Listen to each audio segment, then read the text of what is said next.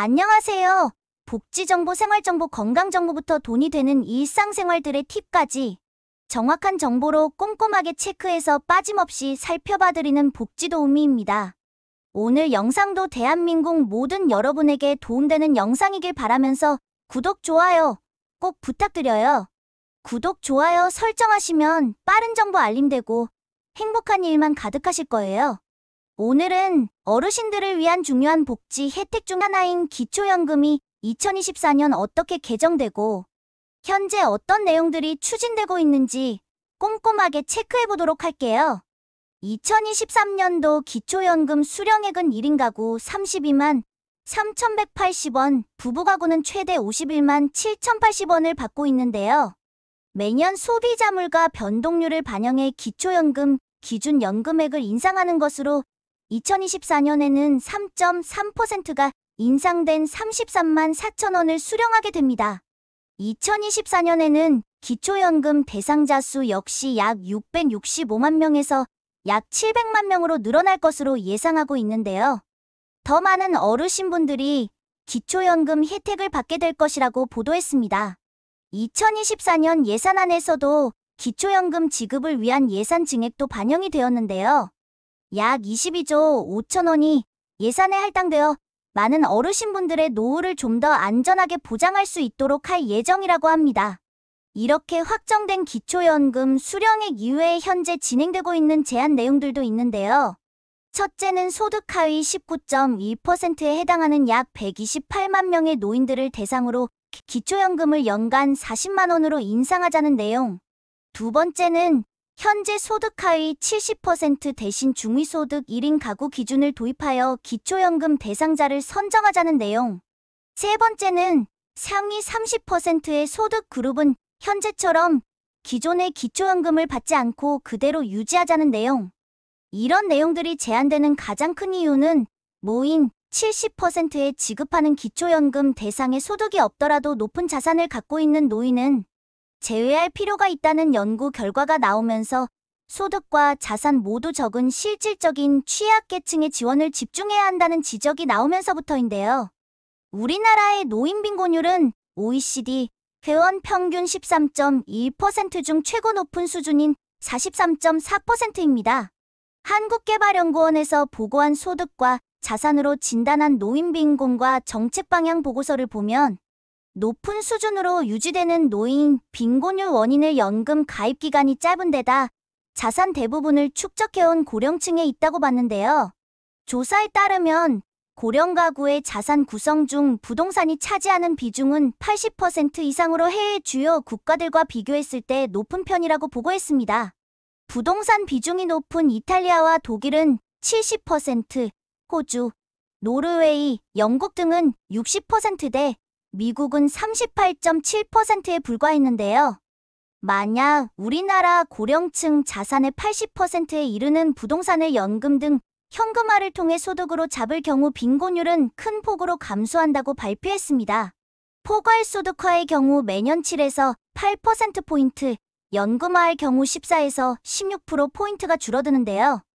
이는 노인 경제적 상황의 자산을 추가로 고려해 평가하면 빈곤하지 않은 고령층이 다수 존재한다는 의미라고 분석했습니다.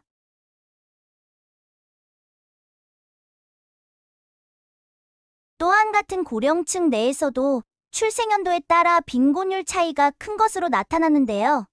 자산은 제외하고 소득만 따져봤을 때 1930년대 후반이나 1940년대 초반 출생 세대는 2021년 기준 빈곤율이 50%가 넘었으나 60대 중후반에 해당하는 1950년대 후반 출생 세대의 빈곤율은 18.7%로 1930년 후반 세대와 3배가량 차이가 나는 것으로 나타났습니다. 30세 시점을 기준으로 1945년생의 1인당 국민총소득은 613달러였는데 1950년생은 1699달러로 3배가량 차이가 났기 때문인데요.